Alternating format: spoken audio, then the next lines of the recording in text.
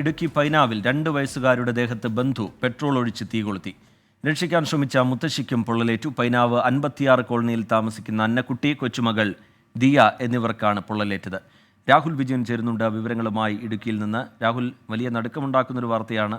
എന്താണ് ഇങ്ങനൊരു ക്രൂരതയ്ക്ക് കാരണം? ഈ പൊള്ളലേറ്റവരുടെ ആരോഗ്യനില എങ്ങനെ, രാഹുൽ?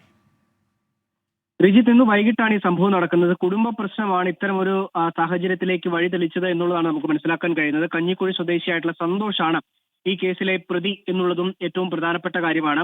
ഇന്ന് വൈകിട്ട് സന്തോഷിന്റെ ഭാര്യ വീട്ടിലെത്തിയതാണ്. ഭാര്യയുടെ സഹോദരിയുടെ കുഞ്ഞിനെയും ഭാര്യ മാതാവിനെയുമാണ് പെട്രോൾ ഒഴിച്ച് ആക്രമിച്ചത്. ഭാര്യ ഈ സഹോദരിയുടെ കുഞ്ഞിന്റെ ദേഹത്ത് പെട്രോൾ ഒഴിച്ച ശേഷം തീ കൊളുത്തുകയായിരുന്നു. അതിനുശേഷം ഈ കുട്ടിയെ രക്ഷിക്കാൻ എത്തിയ മാതാവിനും ഭാര്യ മാതാവിനും പൊള്ളലേൽക്കുകയായിരുന്നു എന്നുള്ളതാണ് നമുക്ക് മനസ്സിലാക്കാൻ കഴിയുന്നത്.